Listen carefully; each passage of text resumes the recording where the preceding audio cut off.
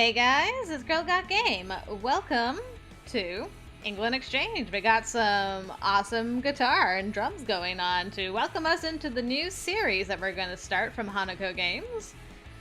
I don't know much about this. I've been trying to be very vague about it. All I know is that we're an American student that's gone to England for... I can't remember if it's an exchange program or what, but I know we can play either a lady or a guy. And these are our characters. So right off the bat, I got like strong roommates vibes with Anne and Max.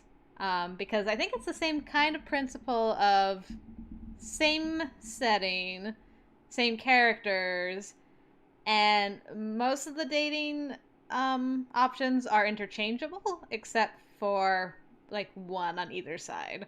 So there's like one guy, I think, on the girl's side that will not date the guy, and there's one girl on the guy's side that will not date the girl. Something like that. And that's all I really know. And I have a vague idea of who the love interests are, so we'll see who we run into first and what order we're going to do stuff in. So I was going to get them custom names until I saw that her name was Malia, and I'm like, that is so close to my own name. I feel like I'm being disloyal to change her name. But then if I don't change her name, I can't change his name. So you know what? They're going to stay as Malia and Flynn. So we're going to start with the lady. We'll do all the lady stuff first, and then we'll do all the guy stuff when that's done. Just like we did with roommates. Let's hop into it, guys. Put my mouse down here. Alright. Just jump right into it. Tomorrow you're leaving for England. Let's have a moment of silence for our fallen comrade. Fallen comrade? Malia's going across the ocean, not dying. That's what you think. Cheers. We clicked our glasses together. Of course, Jinsu was the only one old enough to drink. Nene and I couldn't even walk into most bars with how strict the ID checks had gotten. At least in casual dining, the waiters generally only carded the person who ordered the drink. Jinsu pounded his chest as his fireball lemonade went down. Whoa. You'll be able to drink once you're over there too. You should try it. He winked at me. Maybe?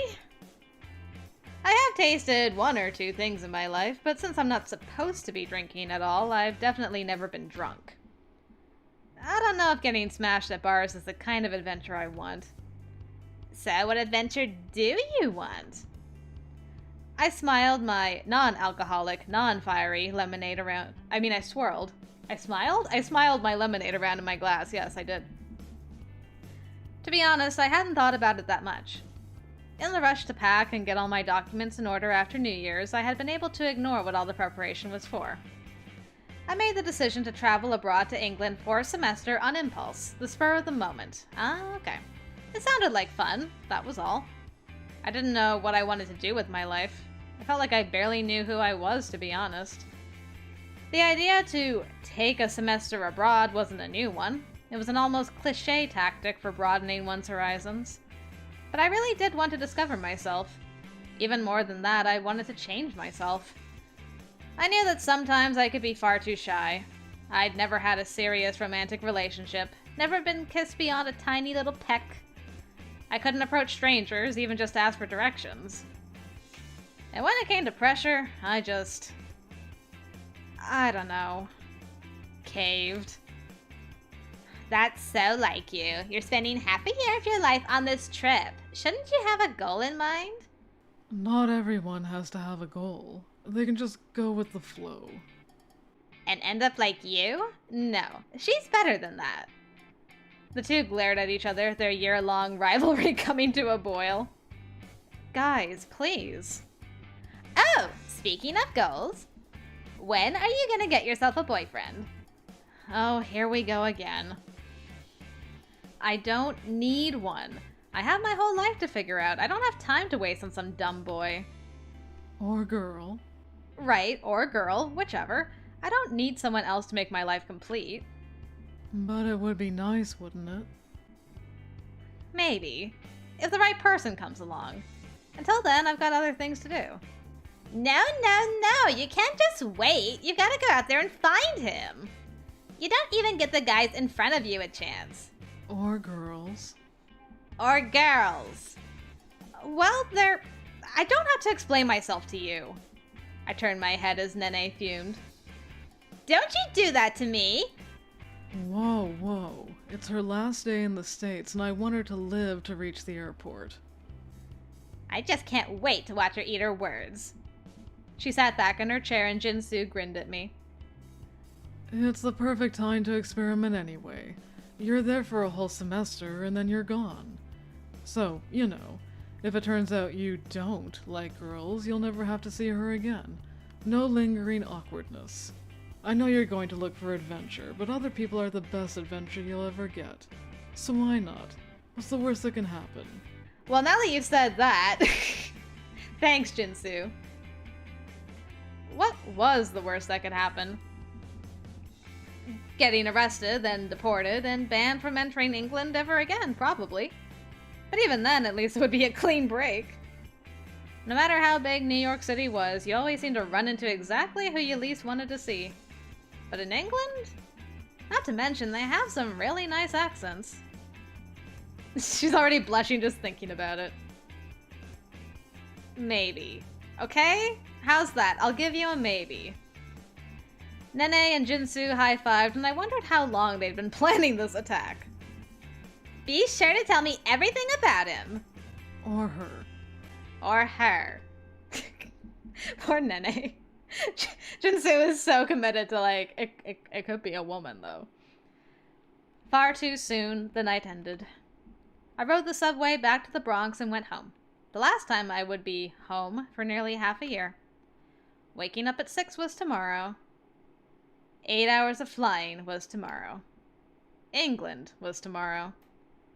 And maybe even a new me was tomorrow. What the heck had I gotten myself into? I tried to distance myself from my thoughts. England, huh? Let's hope something changes. Oh, it will. January 5th. I got off the airplane immediately feeling disoriented. I was in another country. But to be honest, it didn't look much different from the US. It was a little less crowded than JFK, but the architecture at Heathrow Airport felt a lot like home. The only real difference was the accents. I had expected everyone to sound like BBC announcers, but there was such a mix, from the Scottish customs agent to the newspaper seller, who I think was Jamaican or something. It really brought home how much England was part of Europe. People came here from everywhere. Whatever. I made my way through customs and out into the London air. It was cloudy, as I suppose I could expect from now on, and the January winds were chilly. There was no snow on the streets. I had been warned that it almost never snowed in London, unlike New York City. It did look damp, though. And gray. Very gray. I waited by the cab stop for a driver to be free. He threw my suitcase into his trunk and off we went. On the wrong side of the road. To distract myself from my sense of impending doom, I envisioned the hostel I would be staying at. I would be doing a work/study/travel kind of program. The hostel provided my room and partial board, as well as a part-time job, from which they kept a share of the pay. It was all connected to a local university through some kind of deal, so I could take classes there. The program wasn't free, but because of the work portion, it actually came out cheaper than a semester of normal classes back in New York City would be.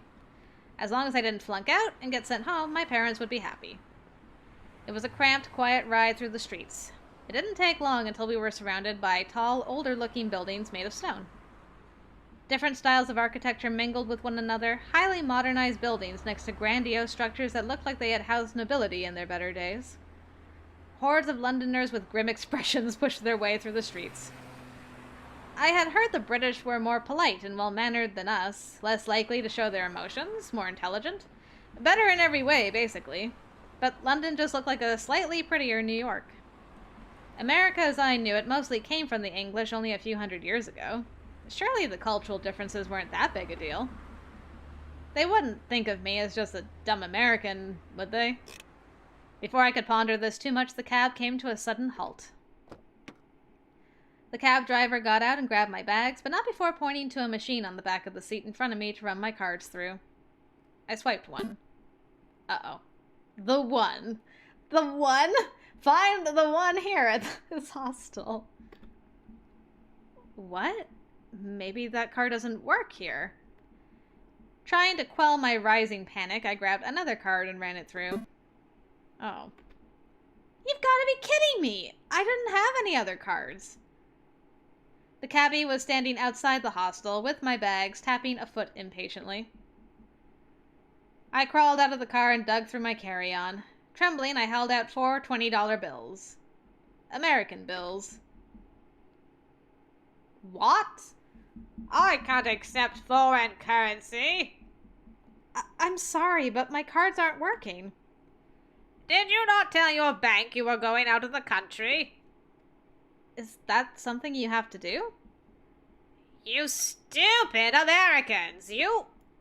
Whoa, calm down there. Hi! I recognize you as one of the love interests. For both parties, I believe. A man with dark brown hair and a kind face appeared in front of me, having just come from the hostel entrance. What seems to be the problem here? He glanced at the money in my hands and nodded. Hand me your dollars. I'll cover your fare. Fine, as long as someone pays. I don't care who. The cabbie showed him the card machine and he bent down to pay. Thank you. Through my terror, I began to stutter, but the man just waved his hand. Don't worry about it. You aren't the first person this has happened to. I'm not? Thank goodness. Well, most people are smarter than to take a cab they can't pay for, but, you know. He finished paying, and the cabbie jumped into his car, slammed the door, and revved off down the street. I'm Danny, by the way. You must be one of our new arrivals. Yes, I'm Malia. Nice to meet you. Nice to meet him indeed. Uh-oh. It's already begun.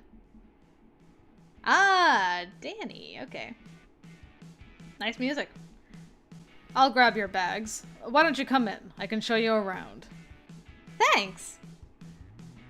The outside of the one hostel seemed almost promising.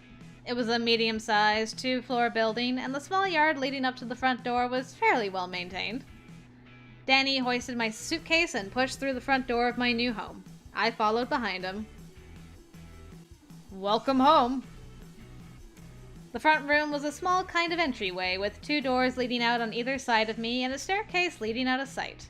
The walls were not as clean as I would have liked.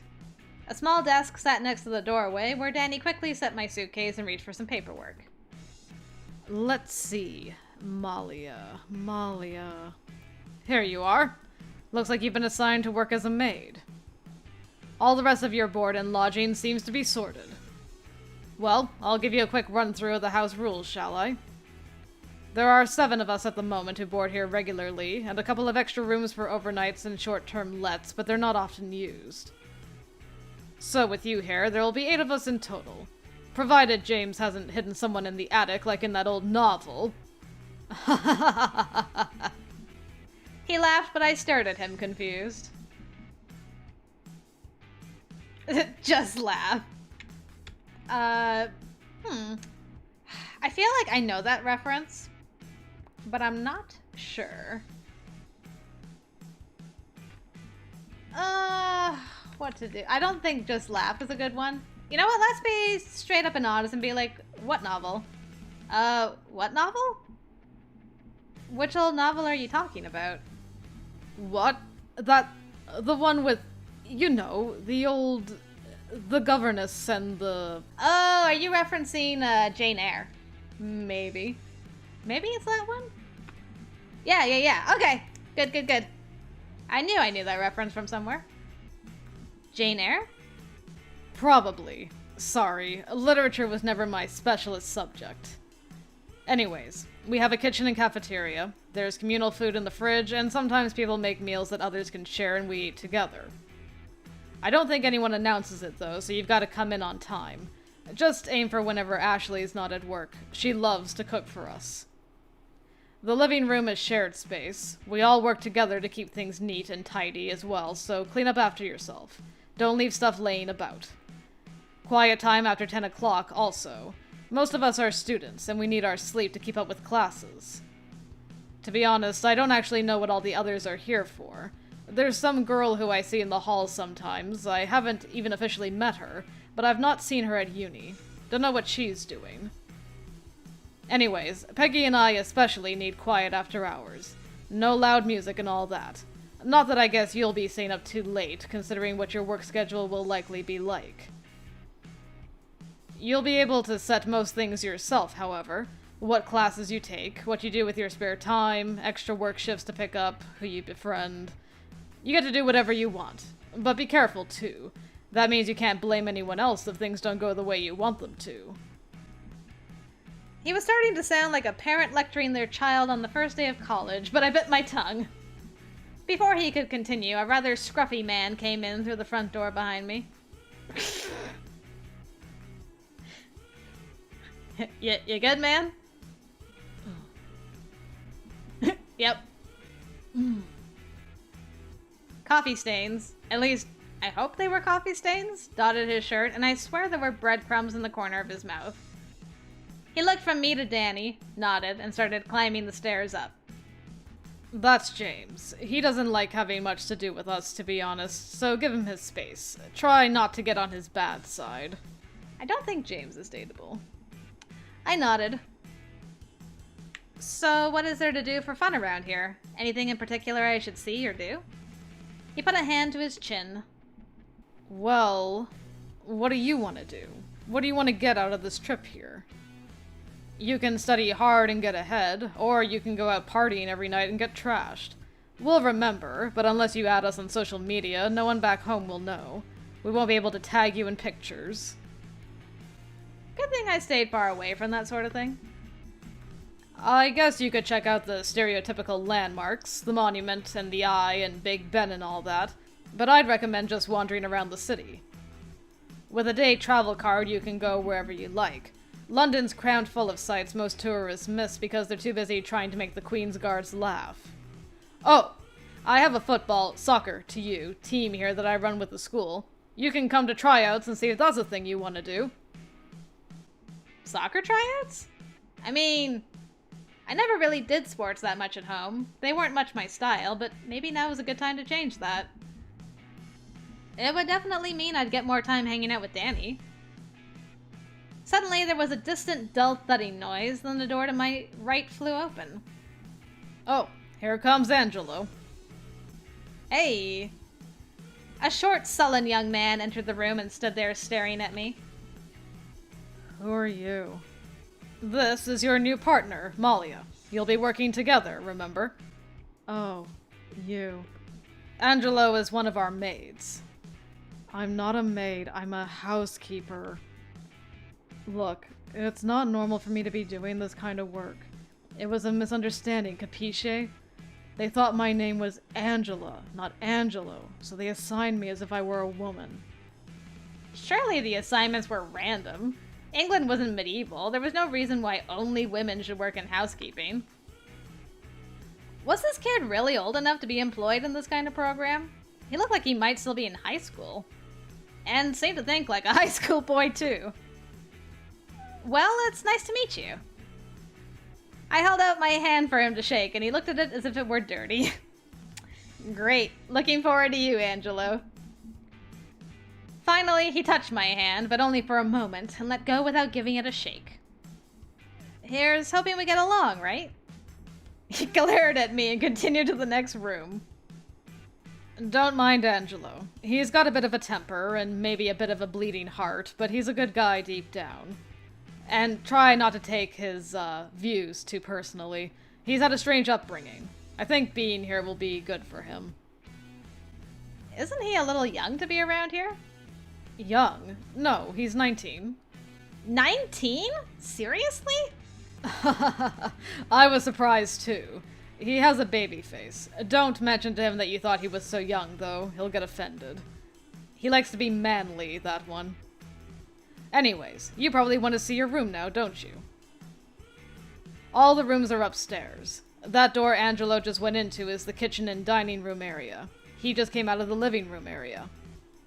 Things aren't always the nicest here, as I'm certain you can guess, seeing as how you've already met James, the hostel owner. That guy was the hostel owner? Seriously? Wait, then who are you? Me? Did I not properly introduce myself? I'm Danny, biology student and overall bang-up guy. He jammed a thumbs up into the air in an over-exuberant expression of... joy? I stared at him blankly and he shrugged it off. I'm just someone who lives here for right now. I think my room's across the hall from yours, actually. Convenient.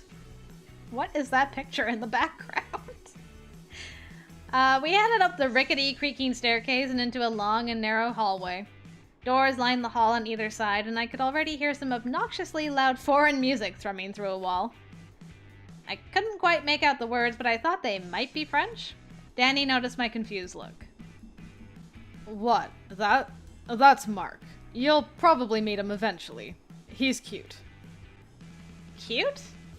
Did he mean cute like, aw, what a sweet guy? Or cute like sarcastic cute, like he's actually annoying? Or was Danny gay? One of those things was something I needed to know. Not that I was likely to make a move on Danny. I totally am going to make a move on Danny because he's the first guy I met. I was too, well, pathetic for that, even in England. It would be nice to know what my options were, though. Anyways, your room's the one on the right here. You get a key and such. Loos are shared, one to every 2 rooms. That's a toilet to you. And there's a shower room at the end of the hall that we all share. It's not too bad, though, because we never run out of hot water, and you can lock the door so people don't run in on you. Just make sure you knock before entering. Some people here don't mind leaving the doors unlocked. Thanks. He put a golden key into my hand and motioned to my bedroom. Well, why don't you do the honors? I nodded and unlocked the door. Then, heart thumping, I pushed it open. Ooh, this is nice. My room was small and a bit dingy. The paint was peeling, the carpet was faded, and somebody had taken a permanent marker to the wardrobe doors. I did notice that. But despite that, it managed to look colorful and somewhat inviting. It's cozy. It smelled a little musty, too. I wanted to ask when the last time someone had cleaned was, but I figured that was exactly why Angelo and I were assigned as maids. Housekeepers. I like that our calendar says month. And doesn't tell you what month it is, just month. The balcony view, though, probably made this place count as luxury digs for London. I'm sure you're pretty tired and just want to unpack, so I'll let you do that now. If you need me, I'm usually in my room or wandering around the hostel. Or I'm not here at all, so if you can't find me, I'm probably gone. You can just ask someone else in that case. Everyone's pretty friendly. Mostly. A dark look crossed his face, but he shook his head. Well, that's not ominous. Anyways, I gotta get back to revising. The life of a scholar, right? Talk to you later. He saluted me and closed the door. I was alone in my slightly chilly room, staring at the suitcase at my feet, all alone in a foreign country. A wave of panic rose in my chest, and I stared at the suitcase, willing it to go away. Deep breaths. You knew this would happen at first. Just take it one step at a time. First things first. Unpack. Things always feel better when you've unpacked because you'll feel more like you are at home. At least I remembered reading that somewhere. With that in mind, I unzipped my suitcase and began to organize my meager wardrobe. What is this? I held up an extremely expensive pair of shall we say, undergarments? Oh yeah, speaking of undergarments, I believe there are some fun times in this game. And there's an option for how much nudity you see? So I hope I picked an appropriate setting. We'll find out. Otherwise I'll have to do some censoring of my own and then fiddle with the options till I get to a more appropriate setting. So, I don't know how explicit those fun times will be, but depending, I might put a a timestamp in the description if you want to avoid that, or if you just want to skip to that. I won't judge. Either way. But yes, I did forget about that, actually. Thank you for the undergarments, whoever put that there. How did this get in here? Who did this? Because it sure wasn't me who bought Jinsu and Nene. It had to be. Somehow they conspired to distract me and sneak something into my luggage. This is what they thought I needed as a going-away present? I held it up to my nose and sniffed. At least it was new. And it was made out of some kind of silky... Boom! The door flew open. Oh, hello. I turned to see a diminutive girl with bright red hair, her foot out as if she just kicked the door clean off its hinges. Eh? Eh? She looked at me, then at what I was holding in my hands. Of course. I threw it to the side of me, feeling my face turn red. I didn't... What are you doing in my room? Your room? This is my room. Your room? But... She leaned out into the hallway, a confused look on her face. Oh, bollocks! So sorry, totally my fault. I picked the wrong door. 2 down from the end, they said, and I picked the wrong end. Bit daft of me, wouldn't you say? I'm Peggy, and I'm starting as a student this term. Isn't that ace? I'm finally going to be in university, even if I had to wait for the later enrollment cycle. And good riddance, too. It was absolutely bonkers being stuck with my old form. There was this one girl, Charisse, who would go out pulling every night, and this other girl thought Prince Philip should be ruling instead of the Queen because women were inferior to men. I mean, can you believe that? And I had to live with that girl for so long. That's why I chose to come here instead of the student digs. I just couldn't do that all again in uni, and I couldn't afford to get a flat by myself because I spent all my money on a Christmas trip to Spain. Oh, I'm not a crazy spender, you know. I planned for months to have that trip and didn't spend a penny more than I budgeted. Just now, I'm skint. Got to live in the moment, that's what they say. Eat, drink, and be merry. Anyways, I better get out of your hair, right? You're clearly very... Her eye slid over to where I'd thrown the silken underwear. Busy, I'm really not. Well, have a good night then. Well, that was Peggy. She's definitely, I don't know if she's dateable. There's an ending with her, for sure. I think she's dateable. She slammed the door shut, and I had the feeling the breath had been sucked out of my lungs. Yeah, she's got a very strong personality. How could one person talk so much? At least she seemed friendly enough. And she was definitely from some part of England, judging by her accent and colorful language. Well, it seemed that was that. By the time I finished unpacking, it was early evening. Despite the relatively early hour, I was exhausted from all the travel and stress. I didn't bother to shower. I just put on my pajamas and crawled into bed. I could do the rest later. Ooh, and that's the end of that day. Oh no, knocking. But you know what? We're gonna leave it on that cliffhanger of knocking. We've met 3 of our dateable options, I'm pretty sure. And, some interesting characters. I'm already falling for Angelo. I'm like, I'm going to enjoy Angela very much, I think. So, yeah, I'll be interested to meet the rest of the cast a little later. And yeah, I look forward to that. I hope I'll see you there, guys. Hope you're enjoying this so far. And until next time, I will see you later.